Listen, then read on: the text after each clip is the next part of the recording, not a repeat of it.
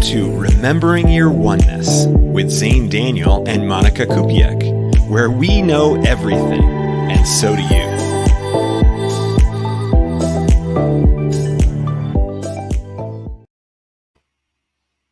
Hello. Aloha. We're back again. It's been a few weeks, right? It's been like 2 weeks since we were doing this last. It's been a week. Yeah, we skipped 1 week. Just 1 week? Man, why does it feel like it's been so long? I don't know. Well, this is the first time. This is the first time I'm coming at you live from Tennessee. The first time I'm coming live at a different house with a dog. Right. And what's the name of this rambunctious mutt? This is Cooley. Cooley. He's a Portuguese water dog. Does he ever settle down, or is he constantly in I want to play mode? No, right before the show, I was like kind of meditating, and he was like right next to me, like chilling and napping. But he'll probably calm down in a little bit. Yeah, right. Because you kind of put him away, so then he got all anxious about that, I'm sure. Yeah, and now he's just like, I'm out of my little house, so I can do whatever I want. Right. See, there we go. Yeah, that's much better. Good. Okay, so for those who are watching live, hello. Please go ahead and comment. Let us know who's watching. And, as always, feel free to ask us any questions about absolutely anything. So I think I'm going to start off by talking about, the accident. Hi, fried chicken. The accident that I was in with the van and everything. And Jaybird and I went through all the trauma from that. And then not that long afterwards, I got a call that my mom went through an accident, and very similar. And she was actually injured, as opposed to me, where I just had kind of like a scratch from the airbag. She actually had a broken leg and a broken wrist. And so and it was a pretty severe one. She was thrown into a ditch and was dangling from her seatbelt and everything. So she went through a lot. She's mentally just fine. Like, it's pretty clear where I get my resiliency from. It's pretty clear that I get it from her, because she, almost seemed unaffected mentally, and from an energetic perspective, as opposed to, what I was expecting. So that was really great. And so now she's going through the recovery process, where she's got to do this physical therapy and so forth to, get through all of these issues and like get back on her feet completely. They put a rod in her leg, and they've already got her walking on it, which is, crazy to me. I'm not up on modern medicine from that perspective, but I was impressed. And so then, she's done very well, but yet this process is very painful. And so she was talking to me a little bit about, like, man, this is hard. This is hard work. I don't really want to do it, even though I want to do it, because I know that that's what's going to get me through this. And so she's, resisting a little bit the painful experience because of the short-term right now moment pain experience.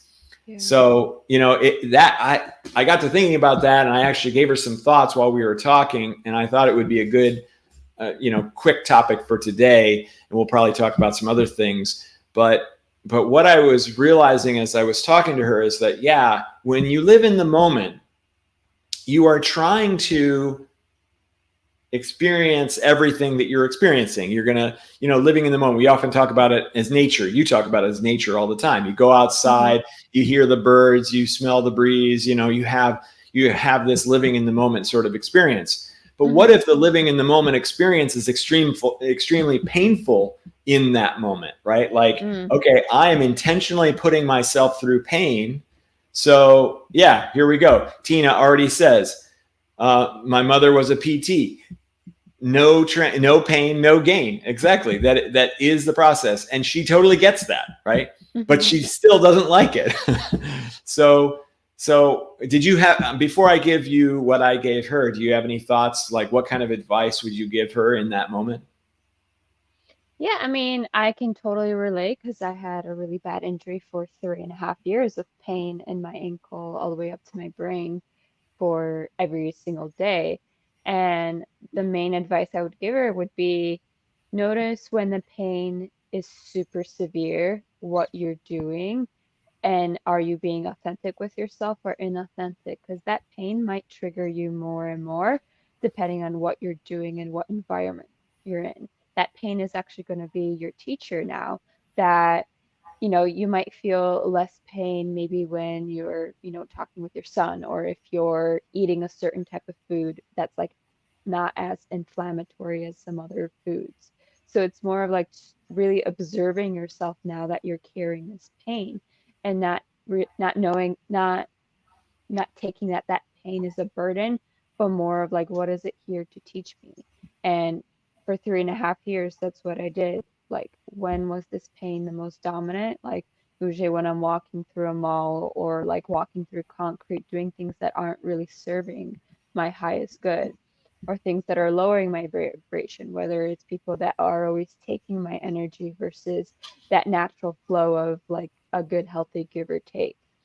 My pain was usually gone when I was in nature or doing something truly for myself, or sleeping with people, because that was like a nice little that was a nice thing to raise my vibration, which I'm sure is another topic that we're going to be talking today for. Mhm. So it's more of like really understanding what is it that you're doing that is either causing that pain to be even higher on that scale of pain, or what's causing it to lower. And that pain, I mean, my pain was constant for 3.5 years. So I would just measure it like, is it getting worse or is it getting a little less? Is it getting worse or a little bit less? Yeah. So if you know and you come into that like acceptance that I have this pain, then you're able to decipher it a little bit more to like, what is it here to teach me? Right. Okay, that's great, and I really like that. And that's generally your approach to most anything. Is no matter Yeah. what I'm experiencing, it's here to teach me something. And so Hmm. you take a little bit of effort to go, okay, what could I be doing, or what could it be teaching me, and you apply Hmm. it to your life, which is something that I really like, and I think that other people who have tuned into the show really like it too because they've started to do that for themselves. I'm sure. So, and from her perspective, she was very much in trying to figure out how to be grateful because Mm, gratitude work really helps her. And so she was like, "Well, how can I be grateful for this situation? I don't totally understand yeah. how, how that would work." And It so could I just said, be she just needs more time to pass in order to understand what had happened. "Right." And Because so, it and took me 3.5 to 4 years to figure out why I got this thing. Is because I was literally strengthening my intuition and figuring out that connection with myself. So right. it's still really new for her. So, but for her trying to find that like acceptance is awesome, or like trying to find the gratitude within it is already a good sign that she's on the right track. Yeah, most certainly. Yeah. So what I did is I explained it to her like this: that her future self is going to be probably pain free, or at the very least very mobile, and life will get back to normal to some degree. Hmm. And so I said, all right, so at that time you're going to be really grateful for your past self doing all of this work, suffering through the pain in order to get to that future version of herself where she's going to be like, phew, my life is pretty much back to normal. Wow, thank Hmm. goodness that I did all that. Boy, it was painful and I didn't like it, but man, I'm so glad that I did. So, what if you could be even grateful today for how you're dealing with it, for Hmm. doing that work, for going through that suffering, and to Yeah. go ahead and give yourself the gratitude pat on the back now.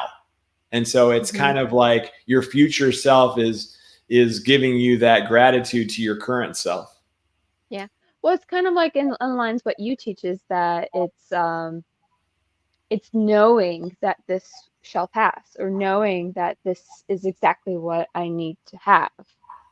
So it's like whatever crash your mother was in, it's like either she wasn't supposed to be somewhere where she was going or something, worse might have happened. Sorry, the dog. Or That's all right. something worse might have happened. Oh So it's yeah.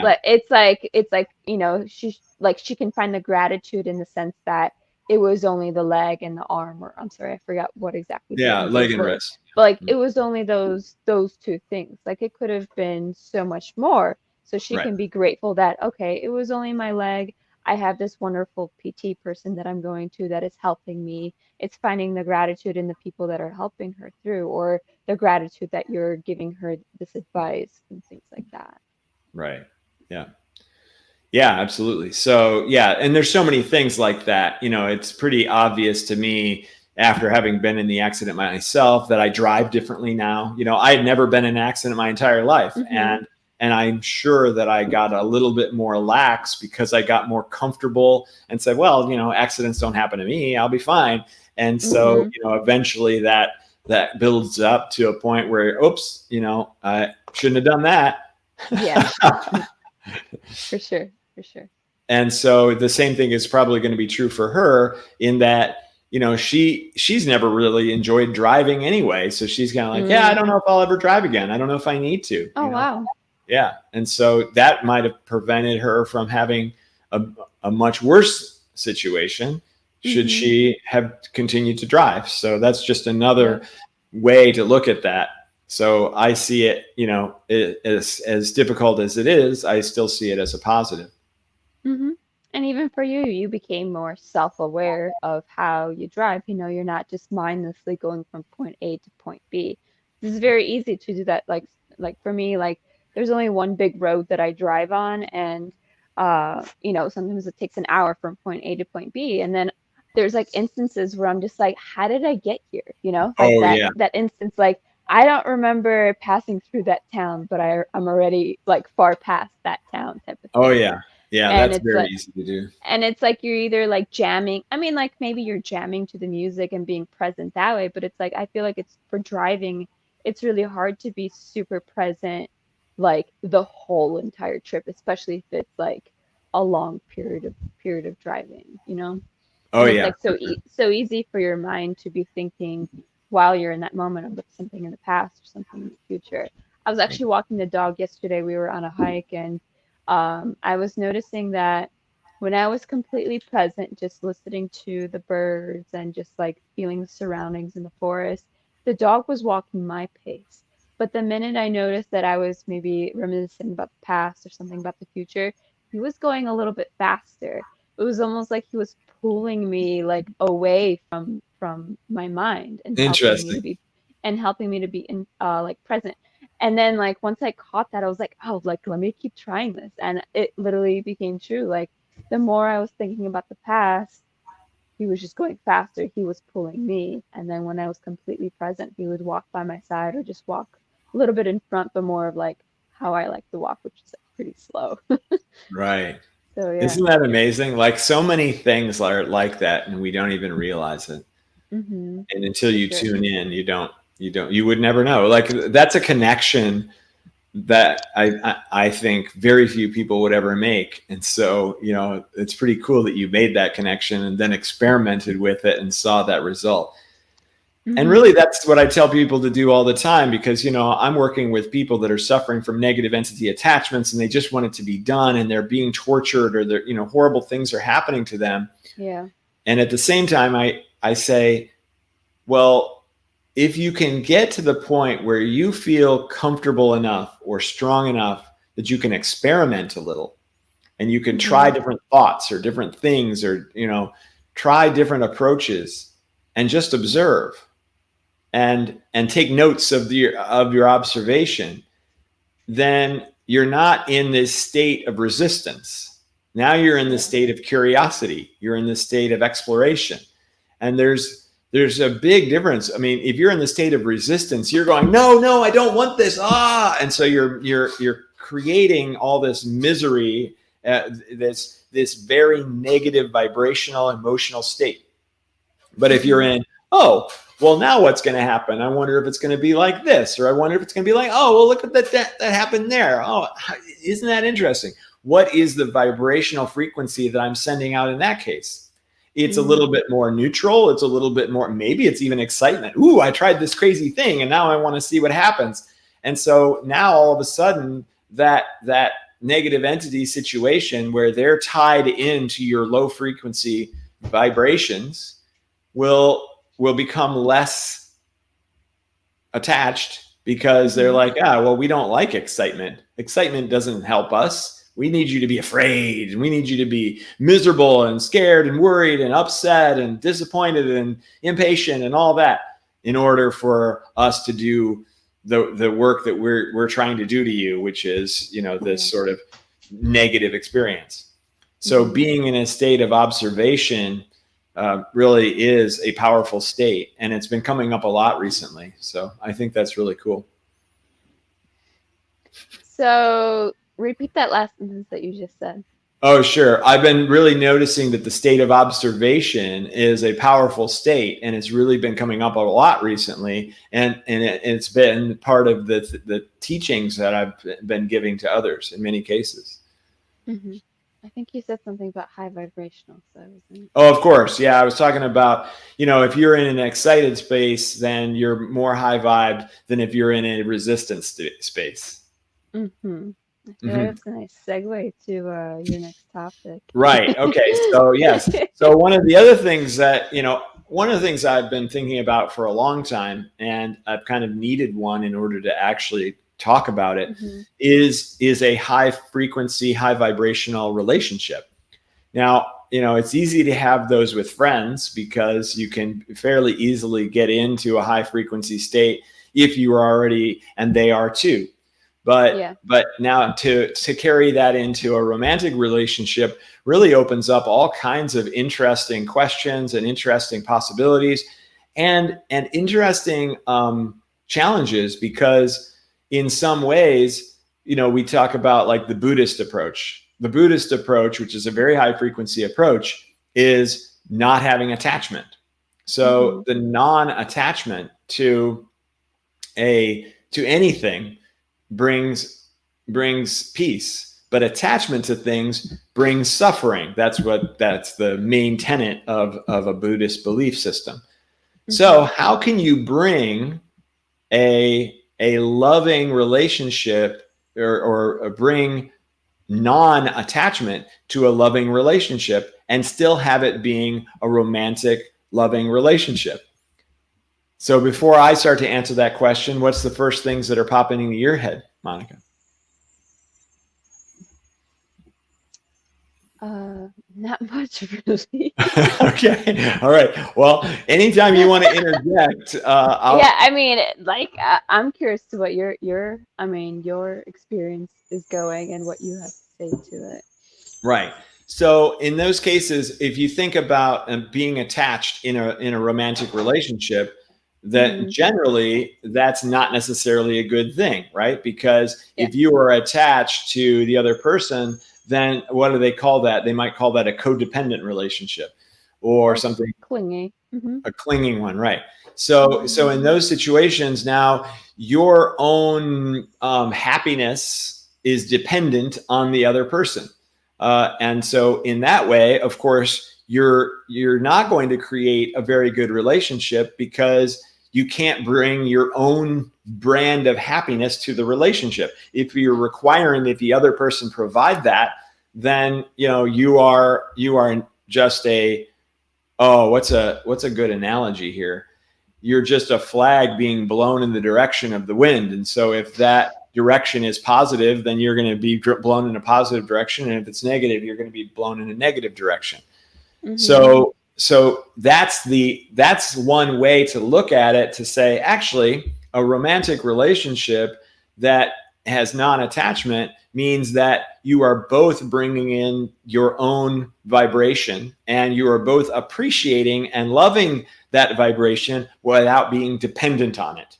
So I can bring in my happiness level, and she can bring in her happiness level, and our happiness levels will commingle, rather than one of us being neutral and the other one needing to be happy for us to be happy. Yeah. Well, it's also just a matter of, seeing the person as they are, because that's also part of the whole non-attachment thing, I feel like Right. a lot of people become attached to an idea of the person or who that person should be, or even like their potential. Mhm. Those are all not like red flags, but like those are all instances of this is not a healthy relationship, because you're using your imagination to create the person versus seeing and feeling who this person truly is in this moment. Because it's so easy to get wrapped up in, like you said, like the futuristic like type of person of like, oh, where it's gonna go, or I think it's gonna go this way, type of scenario, versus right now in this moment, this person is contributing the happiness to me as I'm contributing the happiness to them. Mhm. And you're not like like being sponges where you absorb each other so much that one is overfilled with too much Right. water or too much soap per se. Right. Yes. And so the common denominator here is, of course, love. That Mm-hmm. is the foundation upon which you can build any relationship, but especially a romantic one. And, Mm-hmm. you hear it all the time. All you need is love, right? From our Beatles song.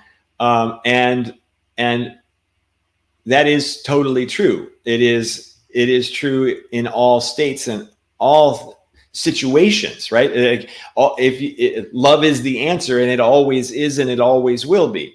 So Mm-hmm. anytime you're having any sort of situation that it isn't going all that well, you always step back into that, and that is a high frequency relationship, because that love frequency is one of the highest possible.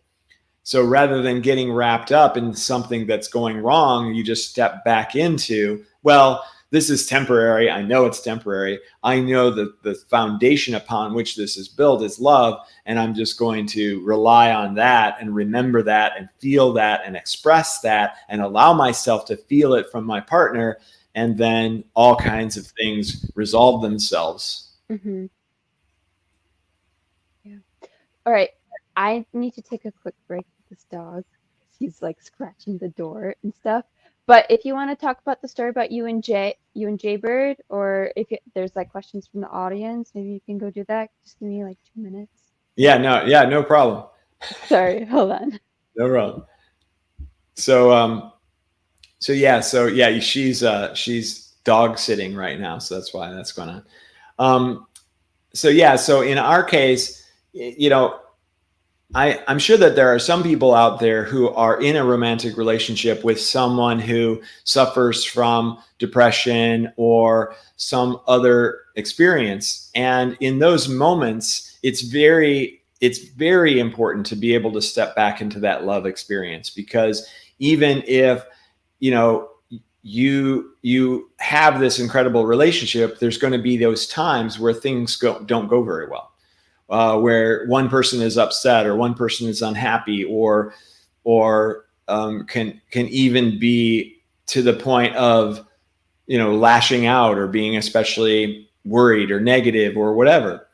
And in those cases, it can be very challenging because there's that codependent sort of situation that's going on. Okay, well, if that person's miserable, then I'm going to be miserable too, or I don't even know how to not be miserable.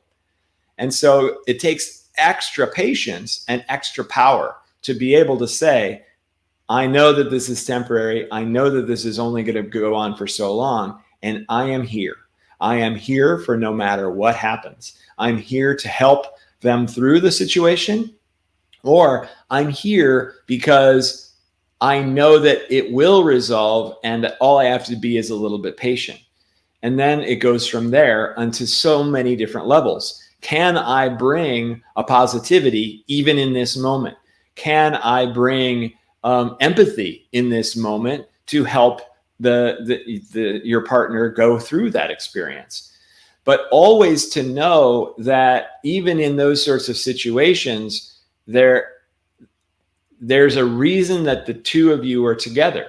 And that reason is the foundation, even in those moments. So even though those moments are very challenging, very, very worrisome, or whatever they might be, to go, well, let's rely on this truth. This truth is that there is this level of compatibility. There is this special bond that the two of you have that is always going to persevere no matter what the situation is. And so to be able to be extremely patient and not judge and not step into doubt or whatever, and to just remain steadfast, loving, understanding, empathetic, and know that it'll pass is really powerful. So if we then step back to, well, if we have if we don't have a codependent situation and we are both in a self-love situation, I love myself unconditionally and your partner loves themselves unconditionally, then that kind of creates a new type of dynamic in the relationship because we are not dependent on our love coming from the other. In some cases, that may feel like a separation that, oh, okay, so if you don't need the other person and they don't need you, then why have the romantic relationship at all? What would be the benefit of that? Well, the benefit of that is that it's an enhancement of the unconditional love that you already have for yourself, and it allows you to express a type of love to someone else that you would normally not be able to do. So the healthy thing is to be able to handle any situation. Hey, no matter what happens, I'm going to be a rock star. Oh, they get sick and they're going to be sick for the rest of your life. You can handle it. Oh, there's been an accident and they're injured and maybe crippled for the rest of their life. We can handle it. And that's the strength. That's the power of the self-love and all of that in the relationship. So when it's in that category, then it's very powerful and it's a very advantageous relationship. The one that's a little bit strange is if you say, well, I love myself unconditionally and so does my partner love herself unconditionally. Then if it were to end for some reason, then you get to rely on that self-love, that unconditional love for self, and everyone will be okay. And so, and from that perspective, that's the weird part about a high vibrational relationship. Well, if we'd be okay without each other, then why even be in the relationship in the first place? And again, you go back to, there is a level of joint love that cannot be accessed, that is completely unavailable to us unless you are in that sort of high vibrational relationship. So loving yourself, them loving themselves creates this unbelievable, sky's the limit loving relationship that you can't get any other way. So it's super important to either work toward or find a way to love yourself and to make assistance and help the other person find that same thing, because only in that moment can you both have these unbelievable experiences, and then once that happens, then you have those unbelievable experiences for the rest of your life. So what have you learned the most about this high vibrational relationship? I did kind of talk about it already while you were away. But I do say that there's a knowing. Okay, so another thing that happens in a high vibrational relationship is that you tap in to your inner knowing.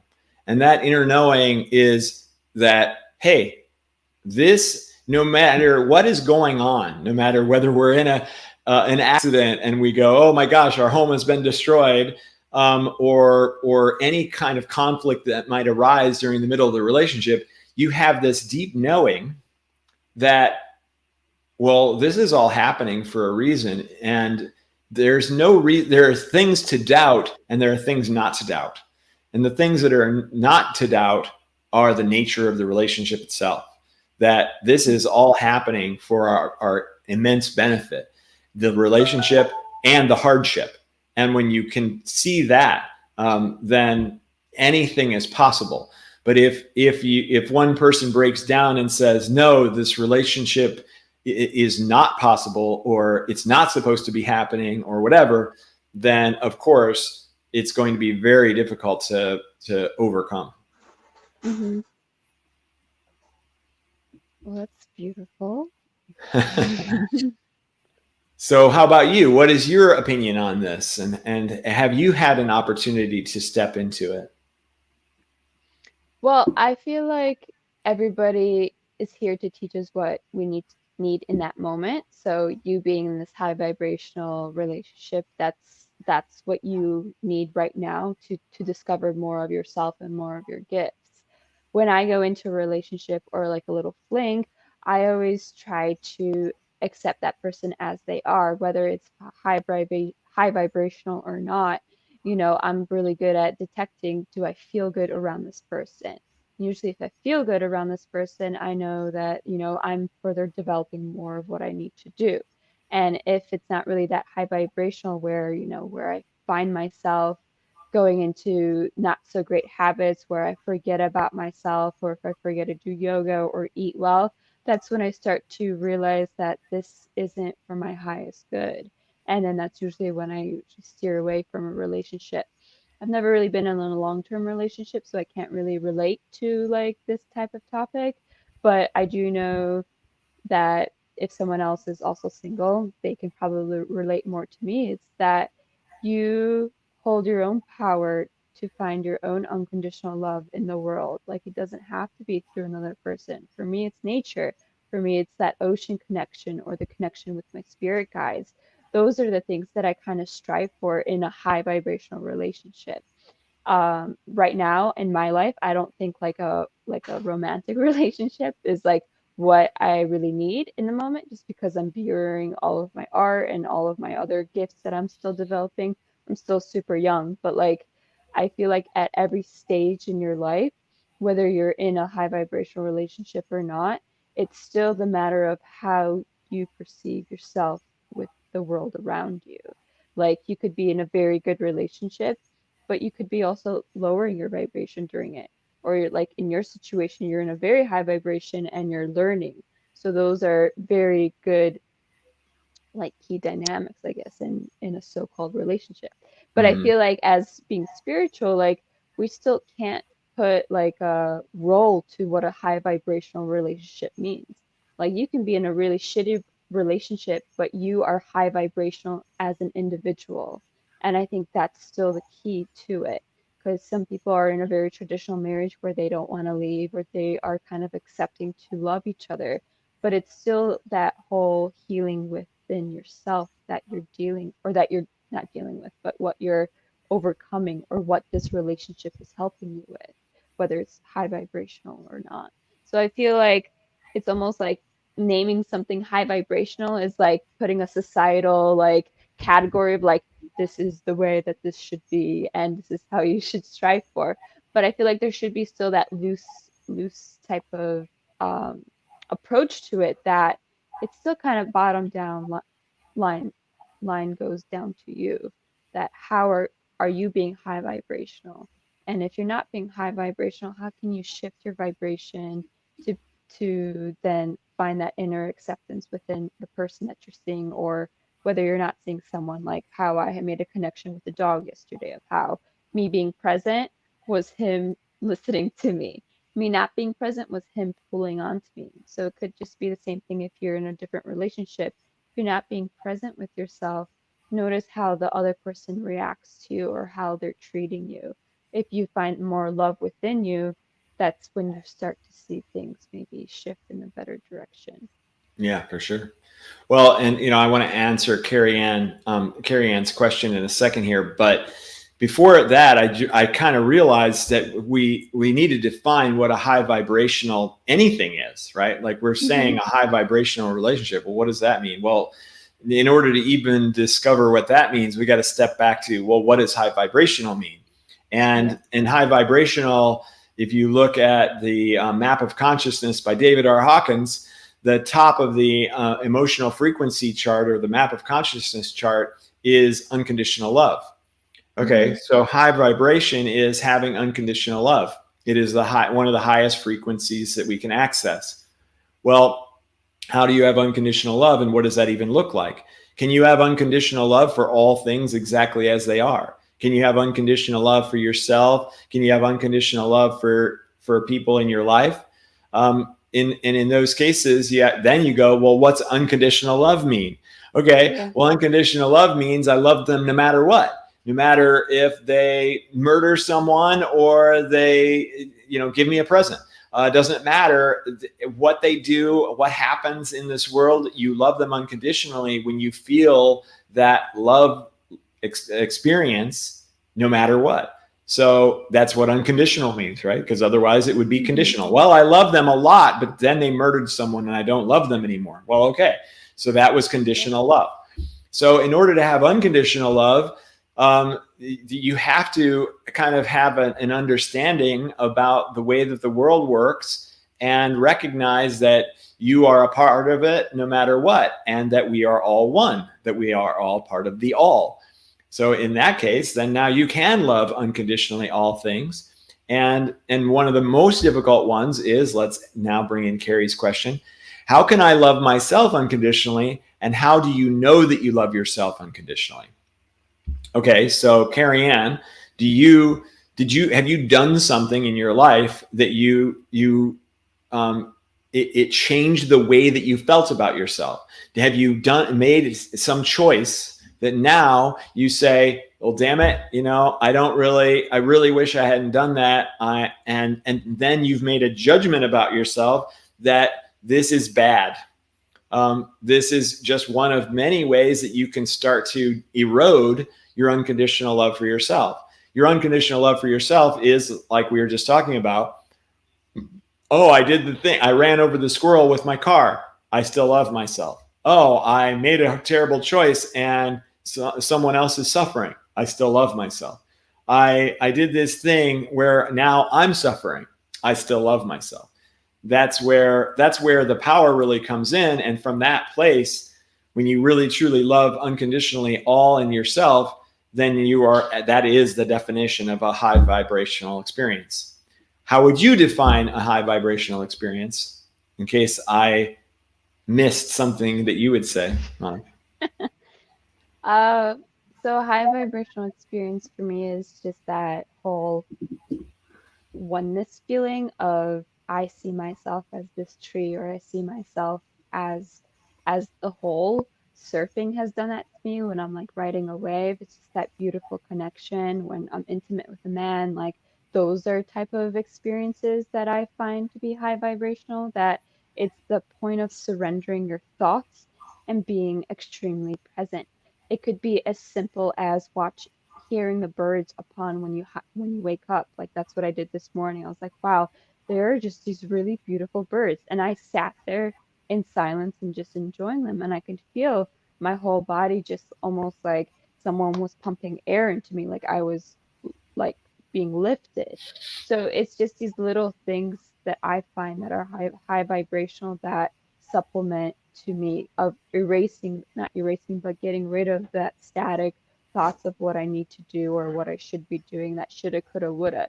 It silences those aspects. And it could be as simple as, someone painting, or listening to the birds, or, going on a simple walk for yourself, nourishing myself. It's that moment of stillness within my body that I can feel.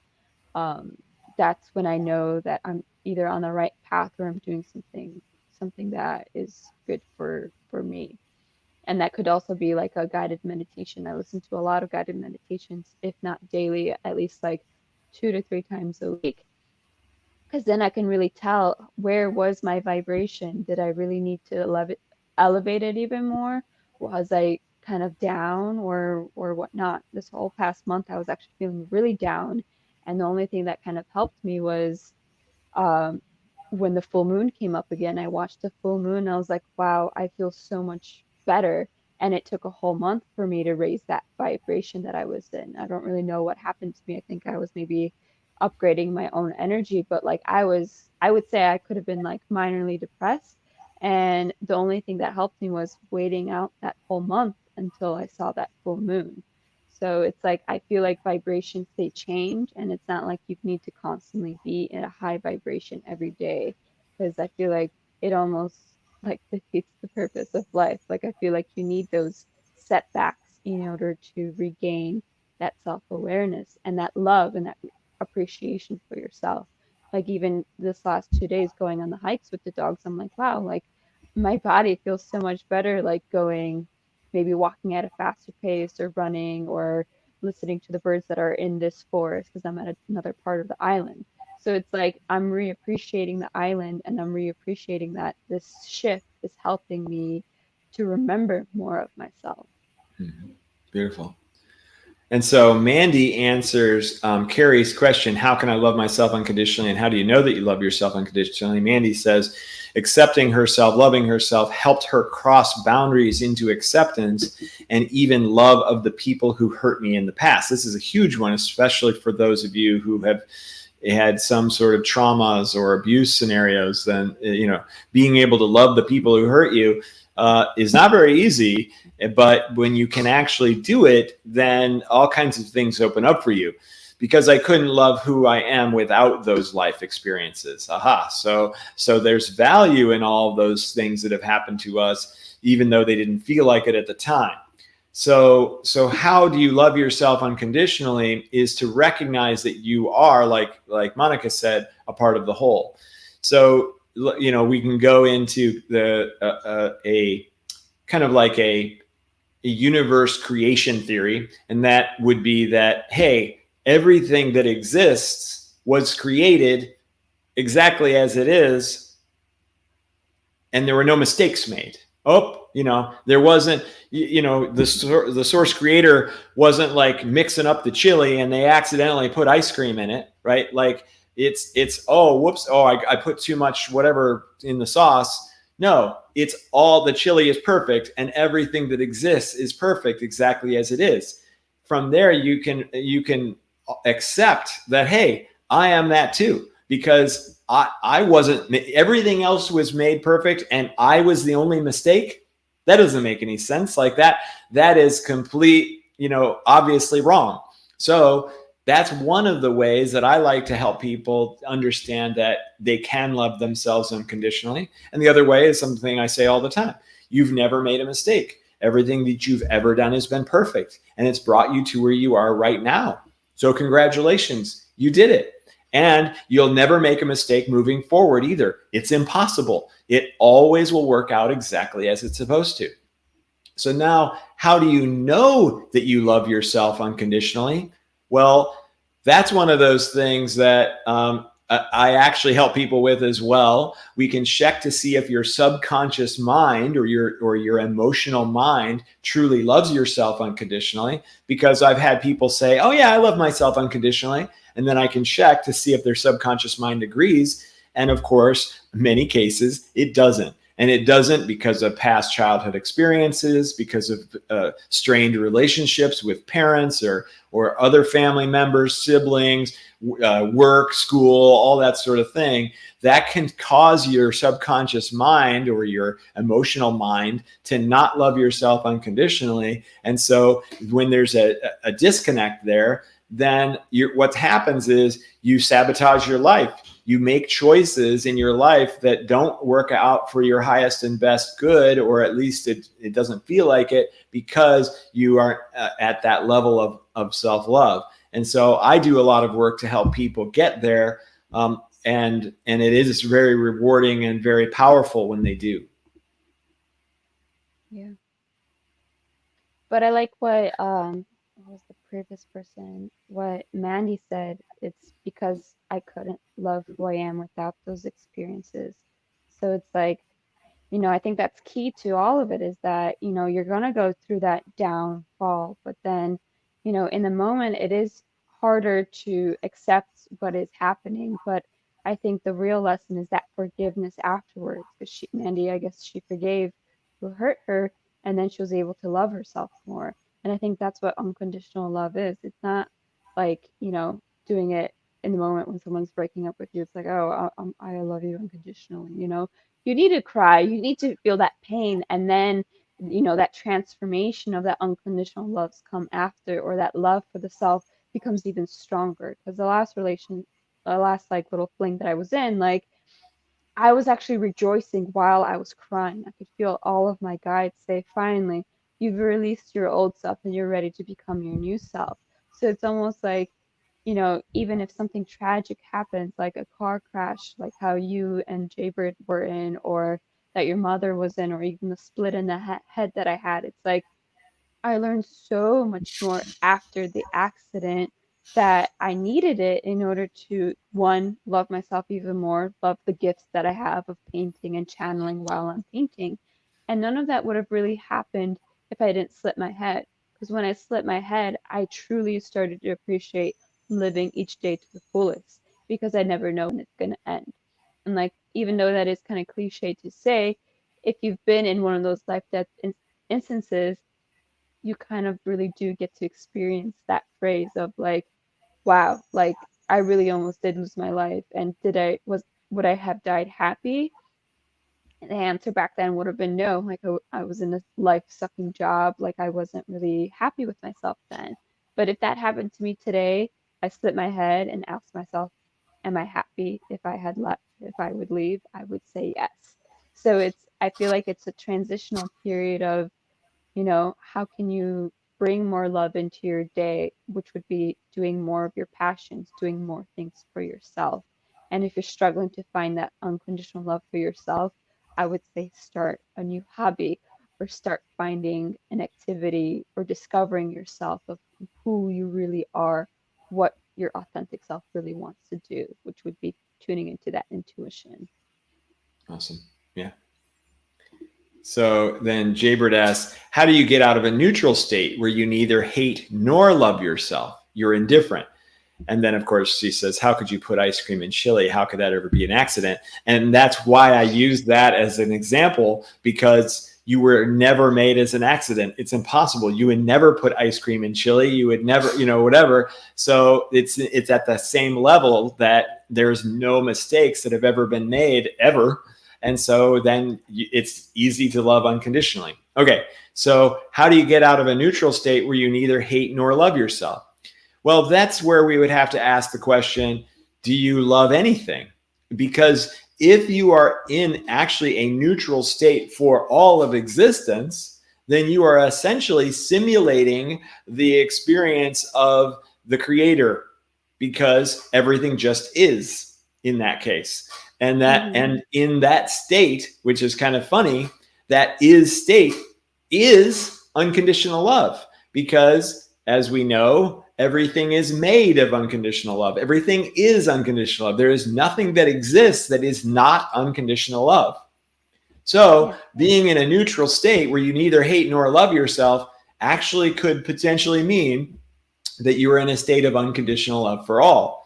However, I have an inclination that most people are not in a neutral state, that they are actually in a self-love or a self-hate state. That's way easier than neutrality. Neutrality is very difficult for humans to be in, because we have an emotional response to absolutely everything that happens. So Yeah. not having an emotional response to yourself is a challenge that I don't even know if anybody is capable of accomplishing. Well, neutrality could also just be, not siding with the situation, with not siding with the thought, idea, or concept that you believe in, nor with what that other person or situation that you're in. So I feel like a neutrality situation, I mean, I know we're talking about self-love and self-hate, but I feel like that could be extended into that knowing. Like neutrality is also a knowing that this could go both ways, but I'm not going to participate in it, which could also be in a self-love and self-hate situation, in the sense that, you know, um, I could do something really hurtful to myself, but I could also do something really loving to myself, but I'm going to do neither because I accept who I am right now. So I feel like maybe that's where Jaybird is going with the whole self-hate and the self-love thing. It's more of like, kind of like, not like you're brainwashing yourself, but you're almost like not choosing that. love that's your natural state of being. So I feel like neutrality could also be more shifted into that self-hate bracket in a way, because you're not Well, being love. Is that right. what she's going at? Or Yeah, yeah, I'm not sure, and maybe she can comment.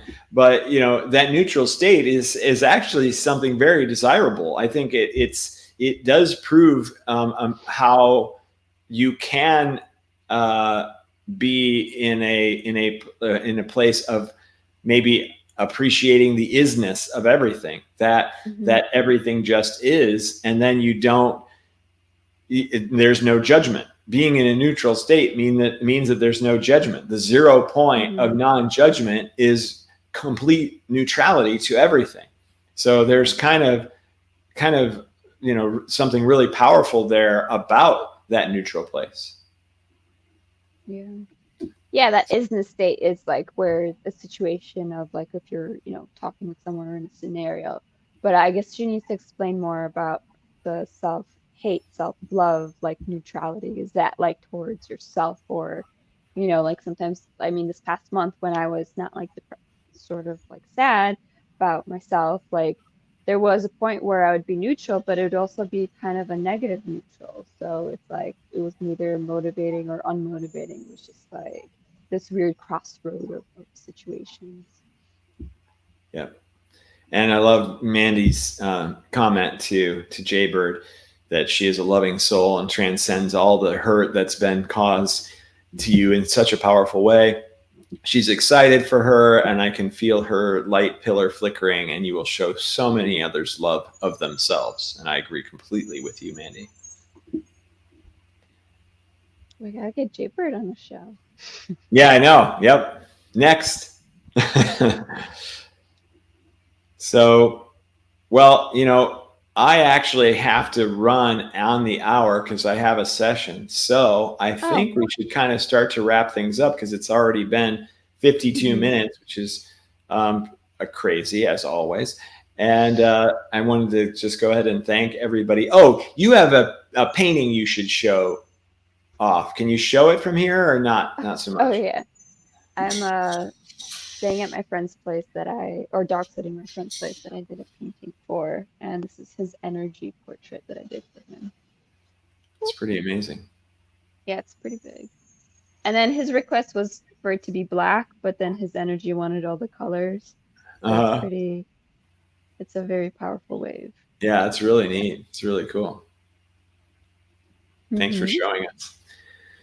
Sure. All right. Well, like I said, thank you to everyone who participated in the chat today. We appreciate it greatly. And please let us know if there's any topic that you would like us to discuss in the future. That would be fun too, to get some comments from our audience. I'd be happy to dive into any of those because every once in a while you're like, I don't know what we're going to talk about today. I guess we're just going to have to wing it and figure it out. So I think that's the best part. See what our intuition has to say I every like that day. too. Yeah, absolutely. All right. Well, have everyone a wonderful week, and we'll see you next week, right? Yes. Okay. Aloha. All right. Bye.